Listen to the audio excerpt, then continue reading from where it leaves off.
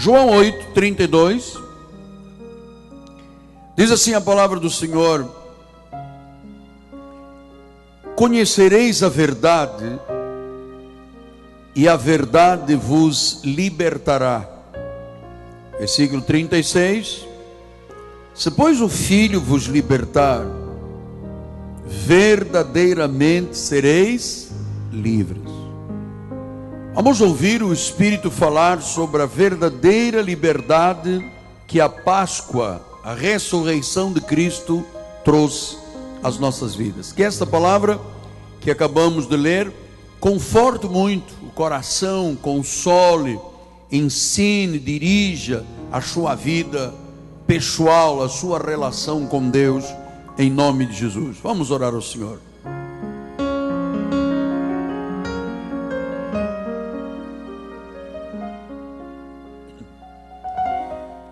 Senhor Jesus Cristo,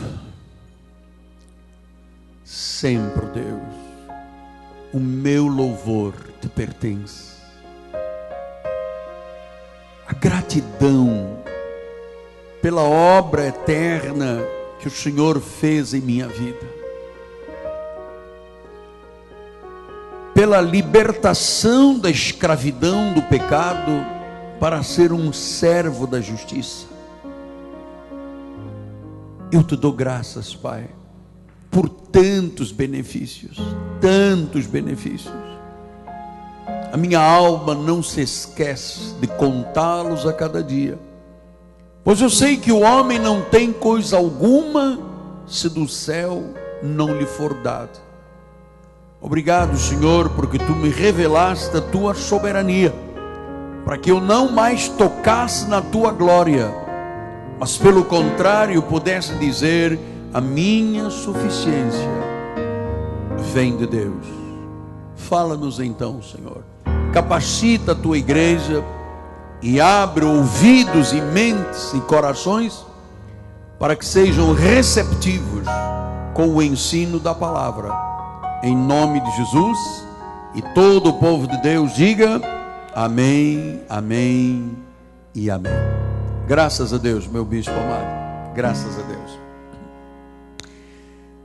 Meus amados irmãos, minha família, santos preciosos, povo escolhido, pedras que vivem, aqueles que são o selo do meu apostolado, são cartas escritas pelo Deus vivente e gerados pelo altar apostólico e profético deste santo ministério.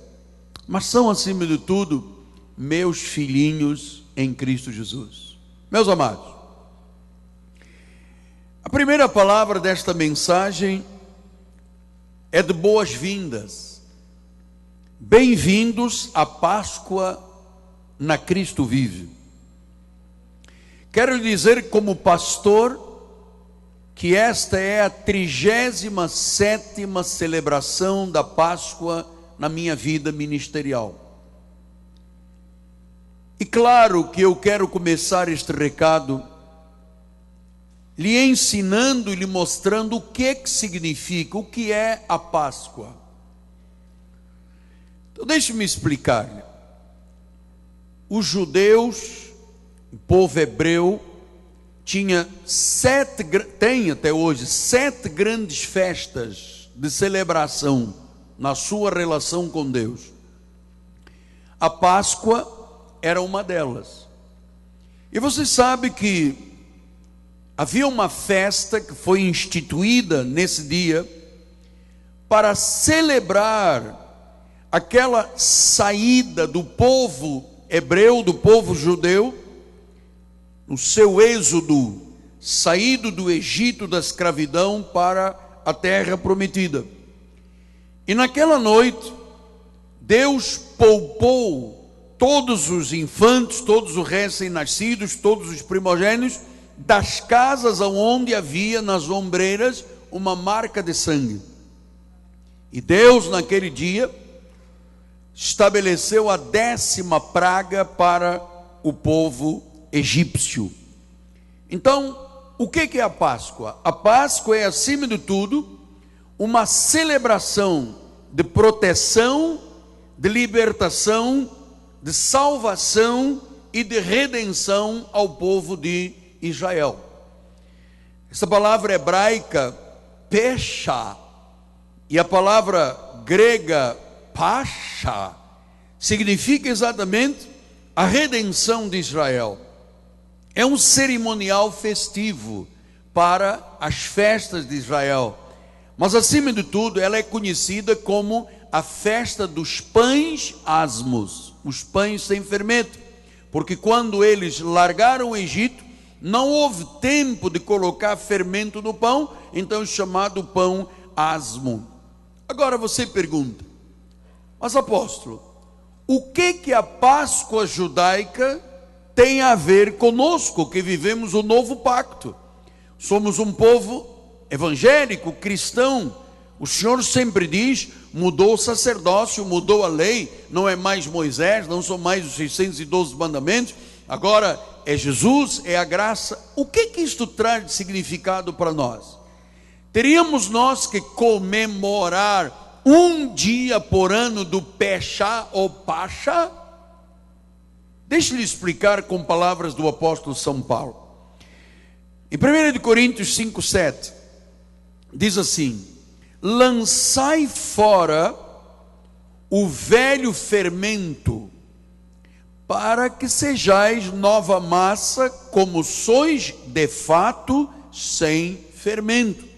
Então Paulo está dizendo que a lei de Moisés era como um fermento, e ele disse: pois também Cristo, o nosso Cordeiro Pascal, foi imolado. Então significa que nos dias da Páscoa eles pegavam um cordeiro, assavam, pegavam um pão, um cálice com ervas amargas, alfaces amargas, e assim celebravam o dia da Páscoa. Mas para nós evangélicos, diz que o nosso cordeiro não é mais o cordeiro que eles assavam. O nosso cordeiro pascal é Cristo.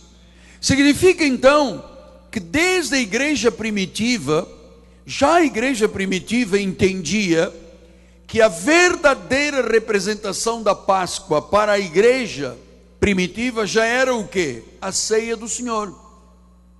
Agora nós não colocamos aqui um cordeiro com pães, agora nós celebramos a ceia. A ceia substitui completamente a celebração da Páscoa judaica, porque diz que Cristo, o nosso cordeiro, para os judeus era um cordeiro assado, para nós do Senhor, evangélicos predestinados em amor, o nosso cordeiro, Cristo, o nosso, já foi imolado.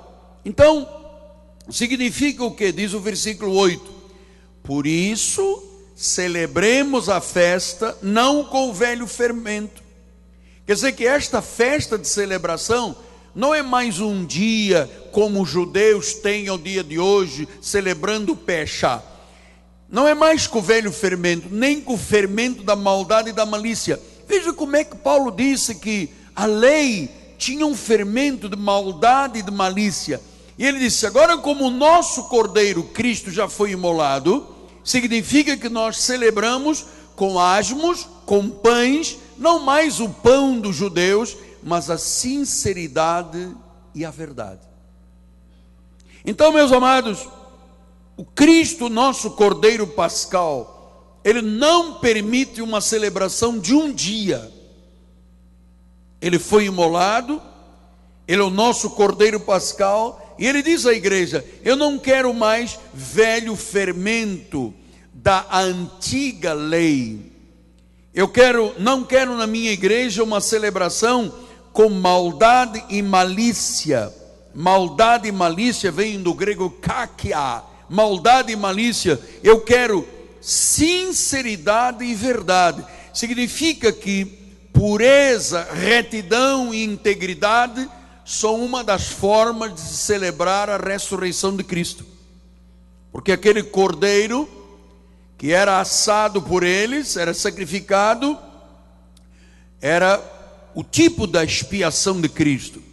Aquelas ervas amargas, aquelas alfaces amargas que eles comiam, representava a amargura do cativeiro, quando nós éramos do mundo, escravos do pecado. E os pães asmos significam a pureza do Evangelho. Então, o que eu quero que você saiba? Que a nossa Páscoa é Cristo. Mas não é hoje, é para toda a nossa vida terrena e por toda a eternidade. Nós celebramos a ressurreição de Cristo todos os dias da nossa vida.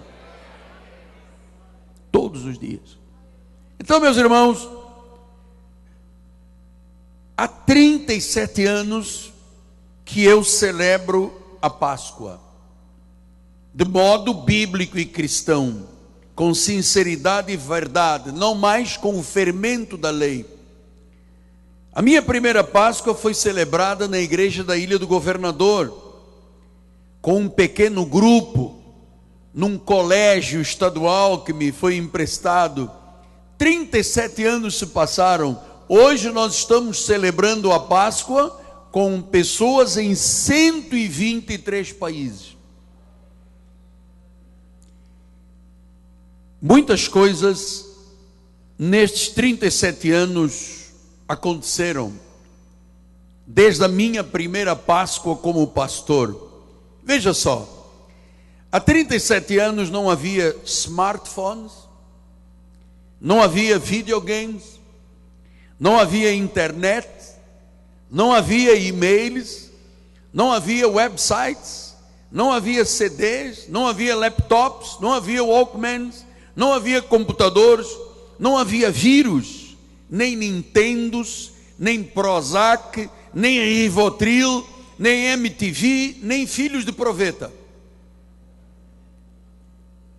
Muitas coisas mudaram nestes 37 anos. Muitas coisas mudaram.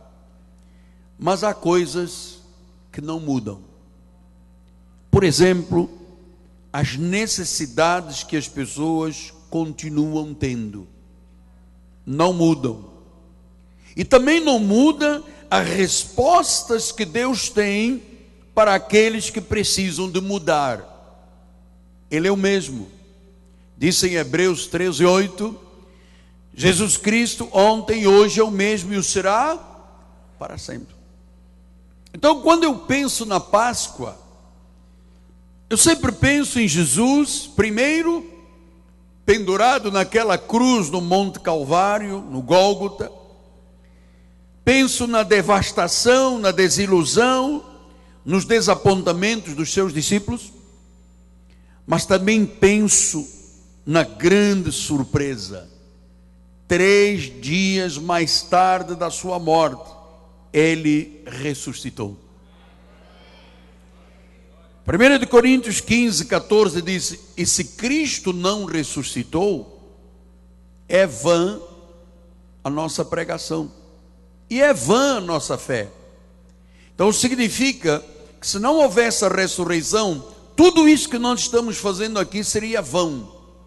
Como é vã a fé das pessoas que servem a um ídolo, uma imagem, a um santo, a uma padroeira, é vã, não tem nenhum significado.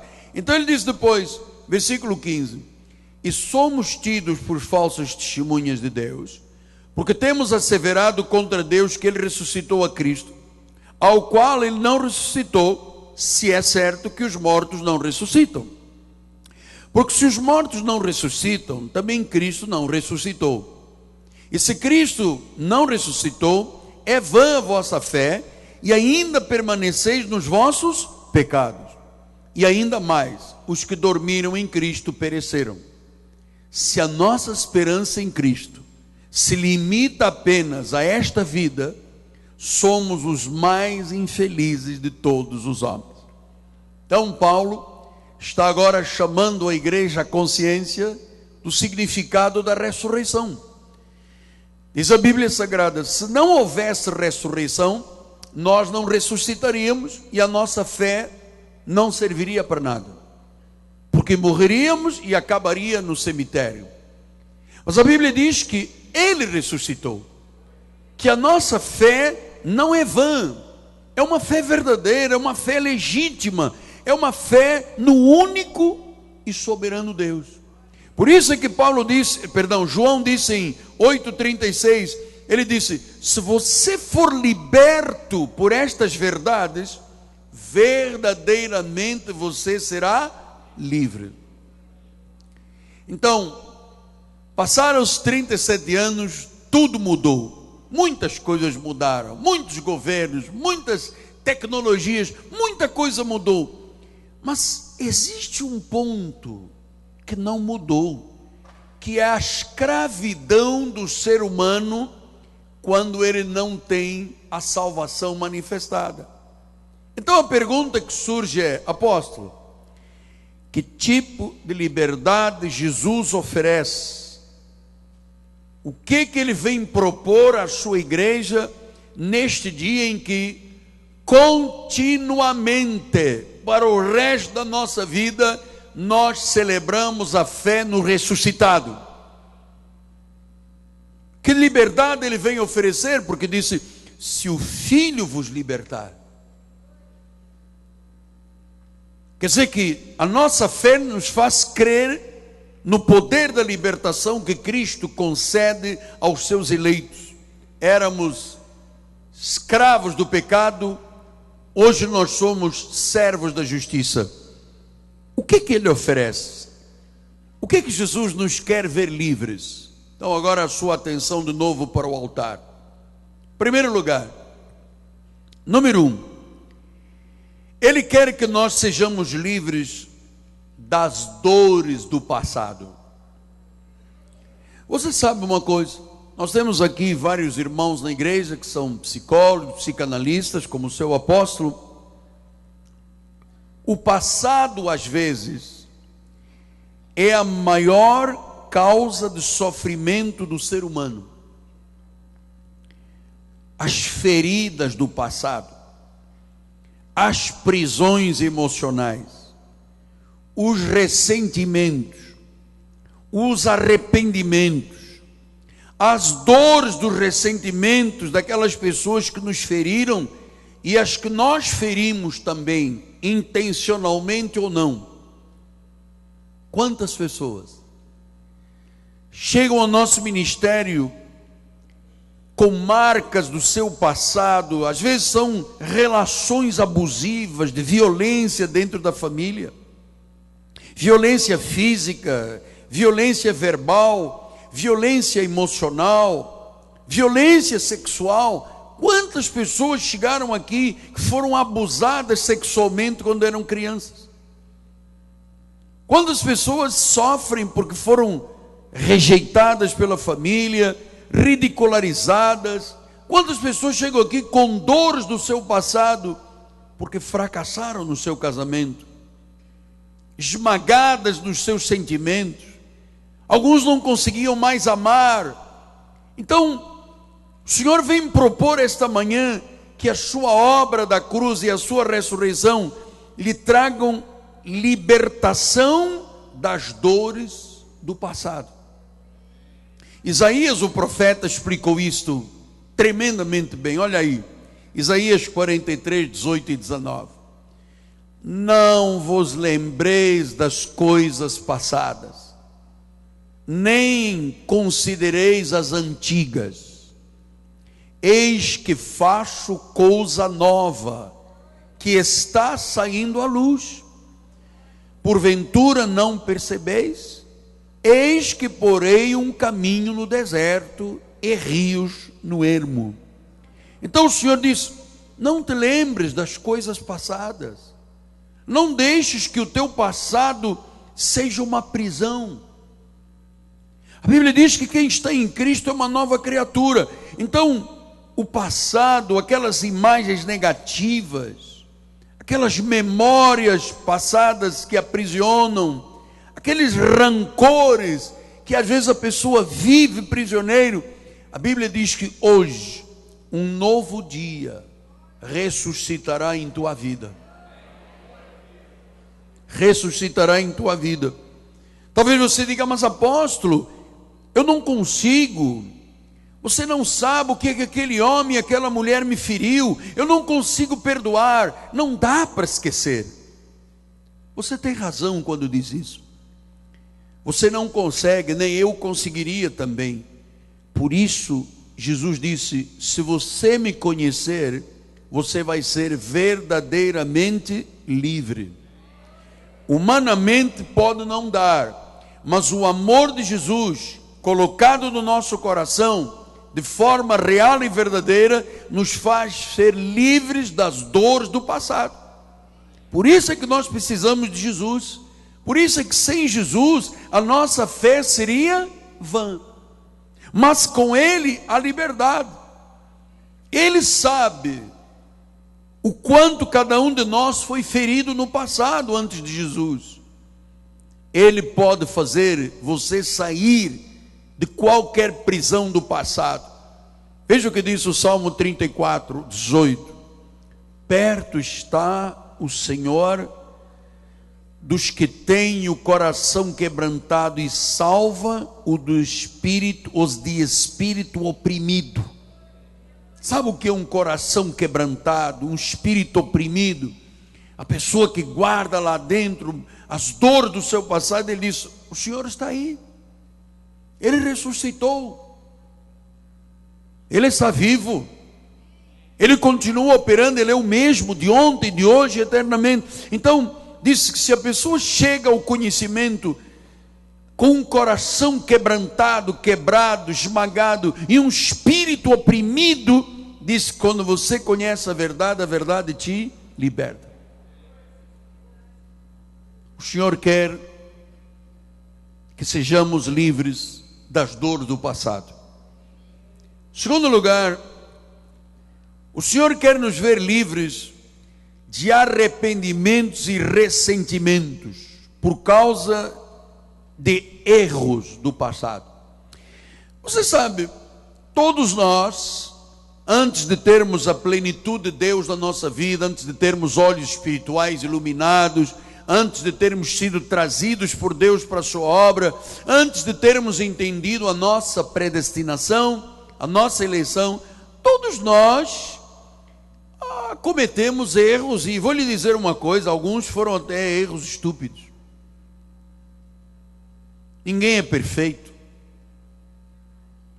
Todo mundo em algum momento tomou uma decisão equivocada, mas por causa disso estabelece um sentimento danoso à vida, chamado sentimento de culpa. Sentimento de culpa.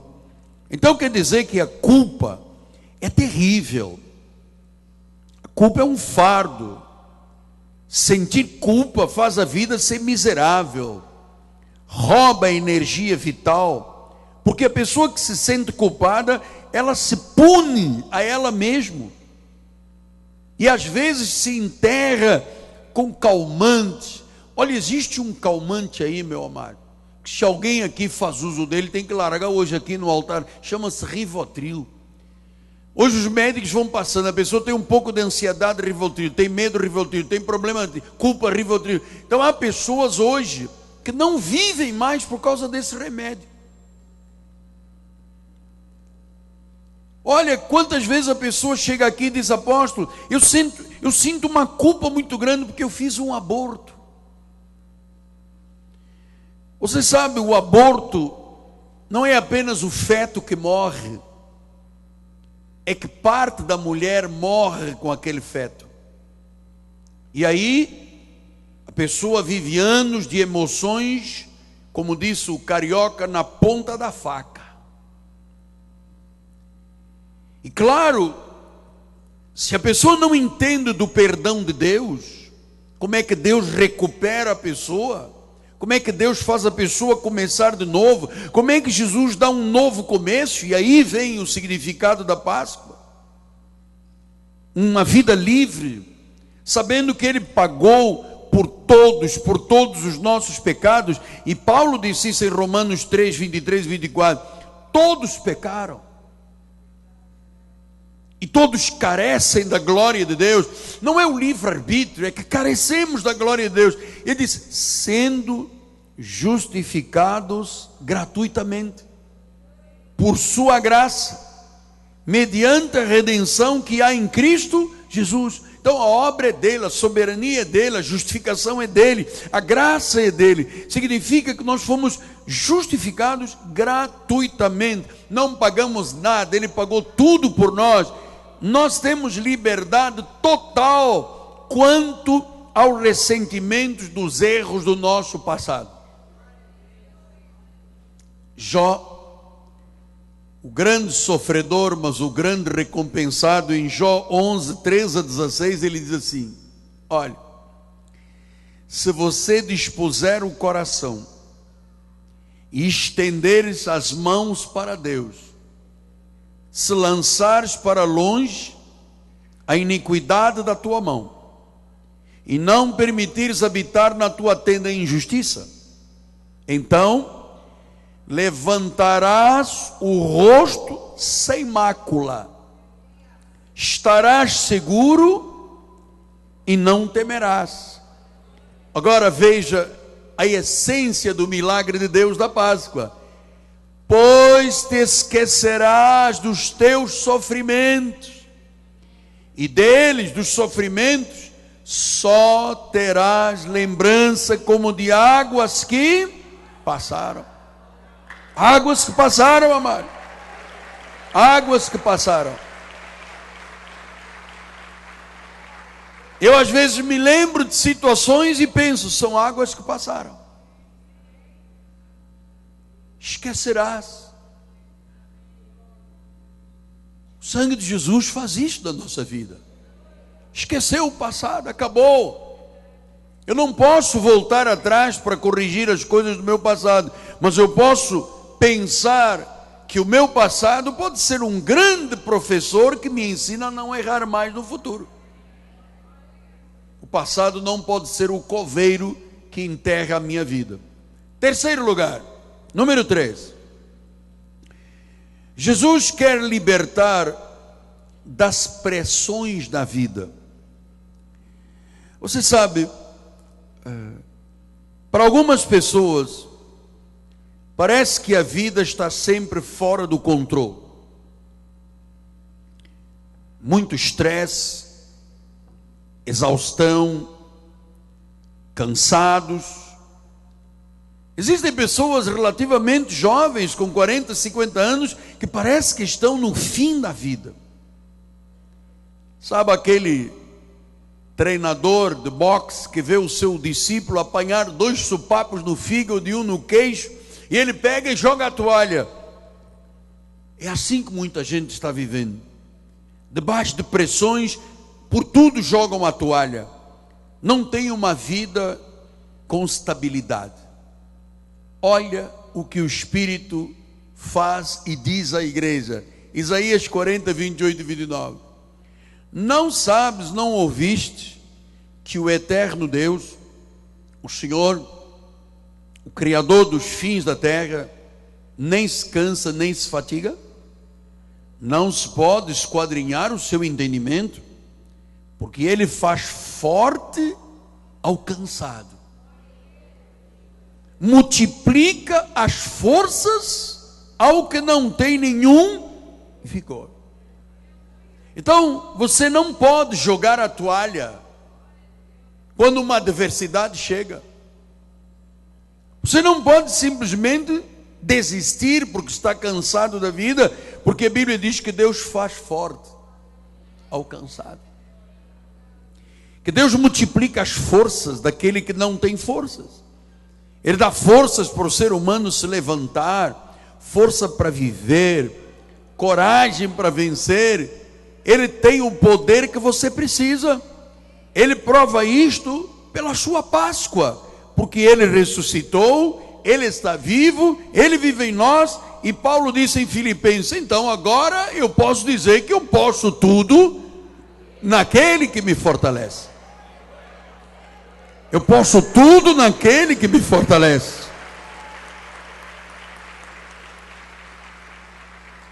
Então talvez haja alguém aqui hoje, ou participando do culto à distância, com uma pressão violenta nas finanças, conflitos sempre dentro do casamento, filhos que não agem corretamente, problema no trabalho, problema na saúde. Você sabe, o Cordeiro Pascal foi imolado. O Cristo que tem a solução de tudo disse: entrega-me isso aqui nas minhas mãos. Pastor, mas ele não sabe. Claro que sabe, e ele está te dando instruções de como proceder. Ele disse em Mateus 11: vinde a mim, todos que estáis cansados, sobrecarregados, eu tenho uma proposta. Ele disse: eu vou te aliviar.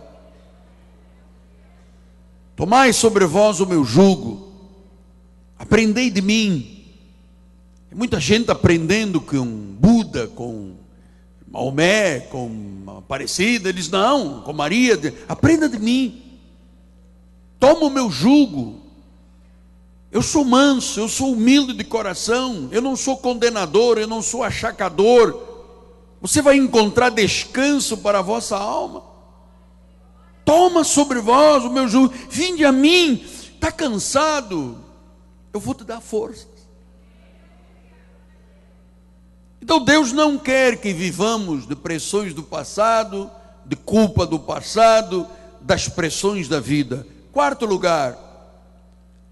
Número 4, Deus nos quer livres do pessimismo quanto ao amanhã. E agora eu preciso que os meus amados deem um pouquinho mais de atenção ao que o Espírito vai falar agora. Nós vivemos numa sociedade muito pessimista.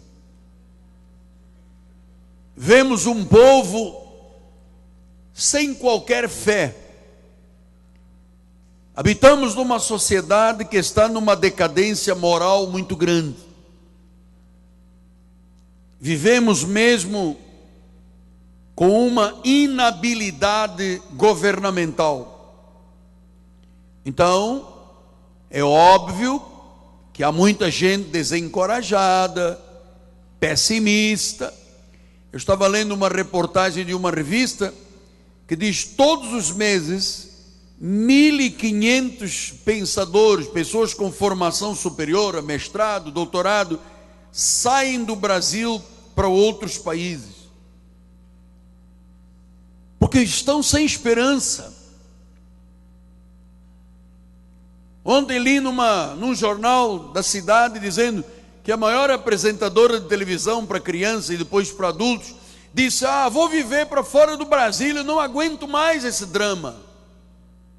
É um povo sem esperança.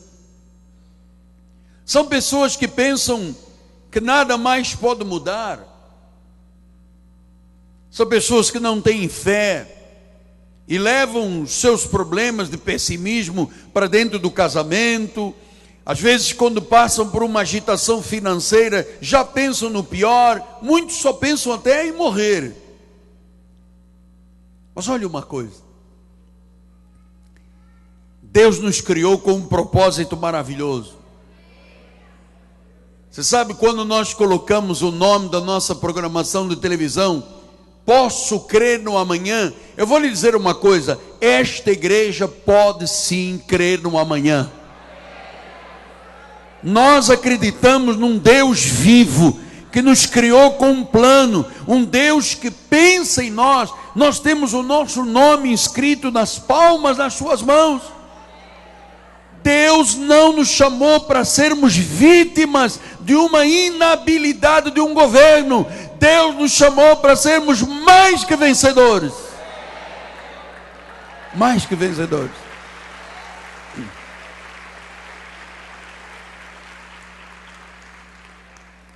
No livro do profeta Jeremias 29:11 diz: eu é que sei que pensamentos, que planos eu tenho a vosso respeito. Está falando da igreja, está falando da minha vida, da tua vida. Ele diz: são pensamentos, são planos de paz, não são de mal, para vos dar o fim que desejais. Eu quero o melhor, eu desejo o melhor. Deus diz: eu vou te dar esse vinho. Pastor, mas temos problemas de economia. Tem, porque a minha economia não sofre, é a economia de Deus. Mas as regras políticas foram quebradas. As regras de Deus nunca serão quebradas. Mas as pessoas prometeram e mentiram. Deus não é homem para prometer e mentir, nem é filho do homem para se arrepender. Então os planos de Deus são cheios de esperança. O Salmo 125 diz isso: os que confiam no Senhor são como o monte de Sião, não se abala, firme para sempre. Meu amado, não pode existir nada nesta terra que te abale.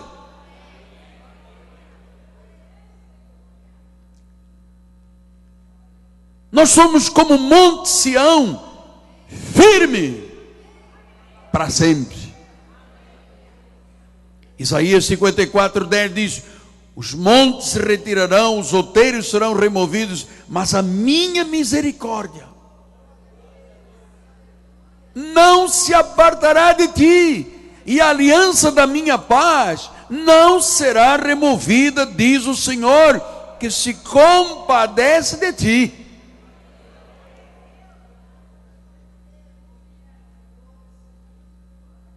Diz que a misericórdia dele não se aparta, a aliança que ele fez de paz não é removida. Haja o que houver, amado, espumejem as ondas, rujam os ventos, Deus está no nosso meio, amado. Ele sabe tudo da minha vida e da tua vida. Ele te ama. E Ele quer que você o ame como nunca amou.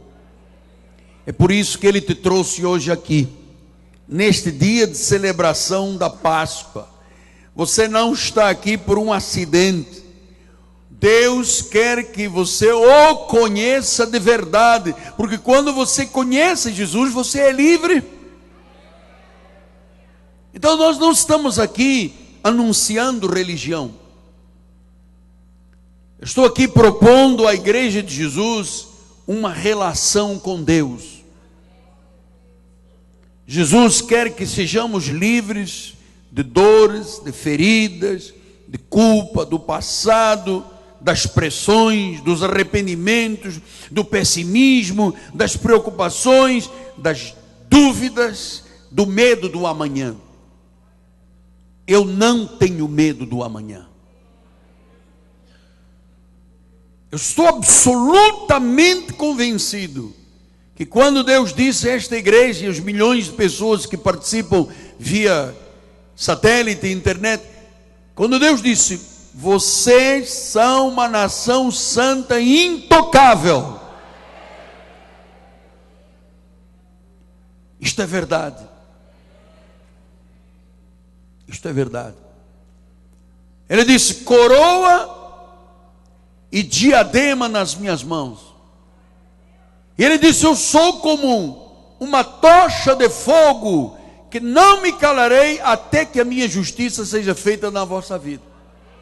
Amado, eu descansei o meu coração. Deus não pode falhar. Deus não pode prometer e não cumprir. A palavra de Deus não pode fracassar. Ele é Bíblia sagrada. Quando Deus faz uma promessa, e são muitas na Bíblia Sagrada, Ele vem e diz para cada dia: não temas. Então eu não tenho que pensar: meu Deus, o que será da minha mulher, do meu marido, dos meus filhos, do meu futuro? Isso está garantido. A Bíblia diz: eles o venceram pelo sangue do Cordeiro, pela palavra do testemunho, e mesmo perante a morte, não amaram as próprias vidas, diz o livro do Apocalipse. Então eu caminho para os 10 minutos finais, porque eu sei que há alguém me ouvindo que já apanhou muito da vida. Perdeu anos de vida. Perdeu até o nome, a integridade, família. Tomou decisões erradas, tem feridas emocionais gravíssimas.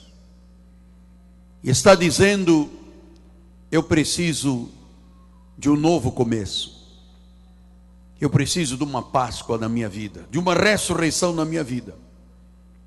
Então eu lhe recomendo, entregue a sua vida a Jesus hoje. Porque ele disse: se você me conhecer, verdadeiramente será livre. Eu vou lhe dizer, as religiões desta terra oprimem o ser humano, acorrentam o ser humano, fazem a vida ser debaixo de condenação. Mas ele ressuscitou, e o verdadeiro Cordeiro Pascal, o nosso, já foi imolado, o sacrifício já se deu. Ele disse: tudo foi consumado. E foi consumado para quê? Para eu ser um prisioneiro, uma vítima? Eu não aceito isso. Eu não aceito isso. Eu acredito no que disse o resumo da Bíblia toda em João 3,16, diz: Deus amou o mundo. Qual mundo? O mundo dos pecadores? O mundo da impiedade? O mundo dos mentirosos? Não. O mundo dele, o mundo ecumêneo, o mundo da salvação. Ele disse que amou de tal maneira. João não encontrou uma palavra que descrevesse a intensidade do amor de Deus. Paulo chegou a dizer a altura, o comprimento, a largura e a profundidade. Mas ele disse: foi de tal maneira que ele deu o seu Filho unigênito, para que todo aquele que nele crê, aquele que usa a sua fé, aquele que é salvo por um dom maravilhoso, pela graça sois só mediante a fé, isto não vem de vós, é um dom de Deus. Então, para aquele que crê, não é o que duvida é maligno, mas o que crê. Não pereça, não seja esmagado pelo passado, não seja atrofiada a vida pelos erros cometidos, pelo pessimismo, pela preocupação do futuro. Diz: não pereça, mas tenha vida. E meus irmãos, não é uma vida qualquer. A Bíblia diz vida eterna. E a vida eterna não é apenas depois da morte. É hoje. E agora. Vida não pode ser acorrentada ao passado. Vida não pode ser esmagada pela culpa, pelos erros cometidos. Vida não pode ser atormentada por pessimismos quanto ao futuro. Isso não é a vida de Deus. Ele diz que quem veio com essa finalidade foi o diabo. Veio para matar, roubar e destruir. Jesus disse: mas eu vim para vos dar vida. Vida abundante, vida feliz, vida tranquila, vida de fé, vida de crença, vida de submissão a Deus, vida de compromisso. Ele diz: é vida que eu vos vim trazer, eu não vos vim trazer morte, eu não vim trazer condenação, eu não vim trazer opressão, eu não vim trazer escassez, eu não vim intimidar a minha igreja, eu não vim esmagar a minha igreja sob o peso e o fardo da morte e da condenação. Diz: eu vim para trazer vida. Vida eterna significa que uma vez que eu tenho Jesus para sempre. Uma vez que Ele me disse que eu sou um filho, eu sou filho para sempre. Uma vez que a unção de Deus está na minha vida, eu tenho esta unção para sempre. Então, isto é fruto de quê? Da ressurreição de Jesus. Se Ele não tivesse ressuscitado, seria vã a nossa fé, Se ele estivesse dentro de um túmulo, como está Buda lá na Ásia, ou como está o Maomé lá no Oriente Médio, ou como estão outros deuses desta terra, que na realidade não são Deus, mas se chamam de deuses, se os ossos e o corpo estivessem lá, meu amado, seria tudo em vão. Teríamos que ter problemas com o passado, esmagados pela culpa, medo do futuro, não conheceríamos a palavra liberdade. Mas ele disse que ele nos amou.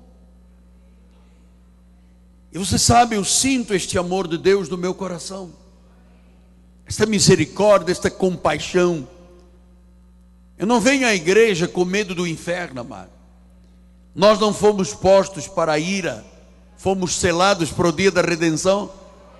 Eu não venho aqui porque eu tenho medo do inferno, do diabo, da condenação. Eu venho aqui porque eu amo a Deus, porque eu quero celebrá-lo, porque eu quero que a minha mente e o meu coração celebrem ao Deus vivo, aquele que ressuscitou, aquele que vive em nós.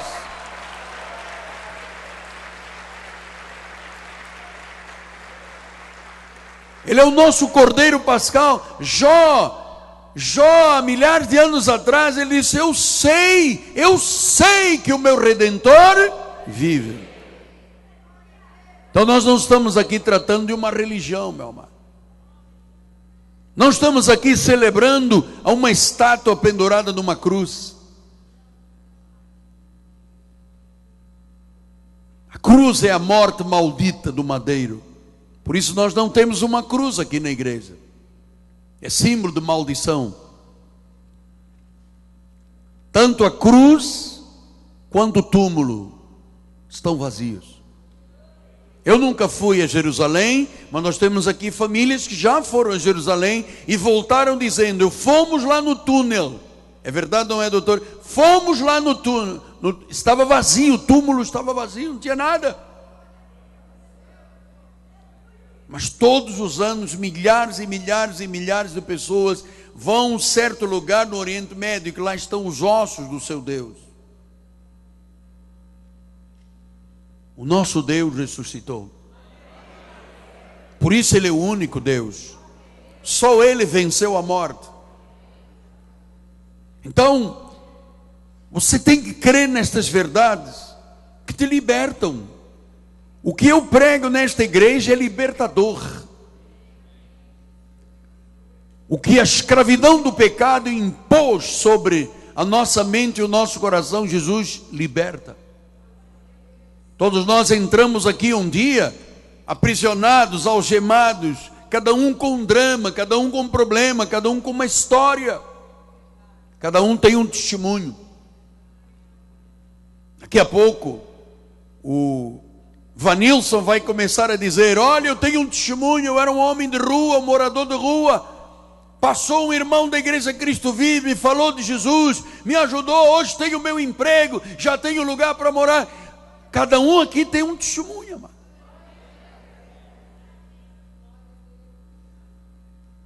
Mas o testemunho não permite mais que sejamos presos ao passado, à culpa, ou esmagados com medo do futuro. Ou você crê em Deus ou não crê em Deus. Ou o Espírito Santo fez uma obra na tua vida, ou então serás um escravo do pecado o resto da vida. Ele é o nosso Cordeiro Pascal. Eu creio, amados. Eu confio, eu confesso, eu recebo. Ele ressuscitou para nos ressuscitar. Ele vive para que nós pudéssemos viver de forma livre nesta terra. Eu não tenho medo de sexta-feira, dia 13, não tenho medo, não tenho superstições, não tenho amarras na mente. A minha mente é a mente de Cristo, meu coração foi circuncidado, eu creio que Deus habita em mim, eu sou o templo do Espírito Santo, você é o templo do Espírito Santo. Então, por que temer?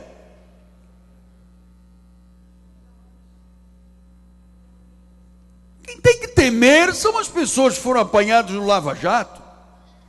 Eles têm que temer e muito. o bordão pesado de um juiz sério que disse ponto final.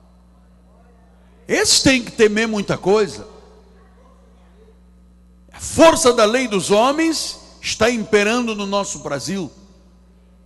Mas você sabe uma coisa? Nós temos o juiz dos juízes. Nós temos um advogado a nosso favor, um paracleto que nos defende. O juiz das nossas causas se chama Jesus.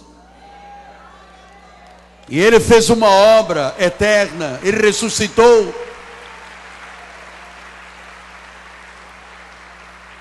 Ele ressuscitou, ele está vivo.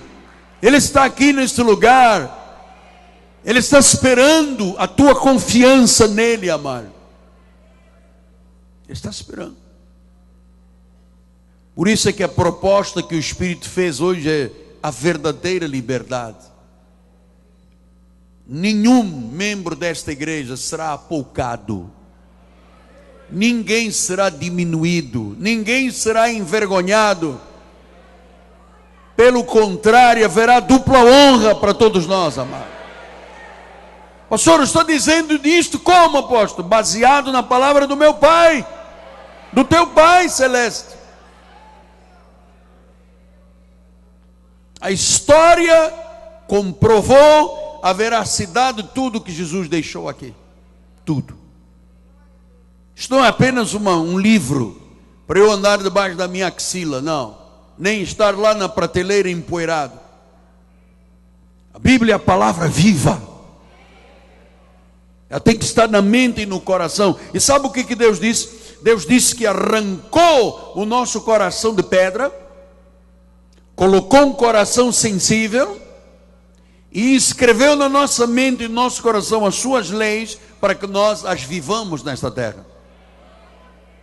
Então está escrito aqui dentro, está escrito aqui no meu coração, no teu coração, que você não é vítima, você é vencedor. Você estará sempre por cima e nunca por baixo.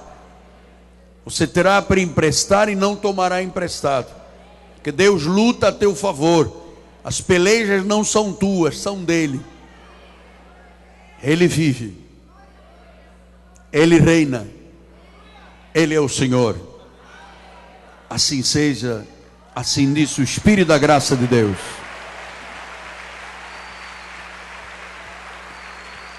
E ao seu nome, curva a sua cabeça. Pai amado e bendito, com humildade, Deus, mas com uma tremenda de uma gratidão, reconhecemos que somos o que somos pela tua graça.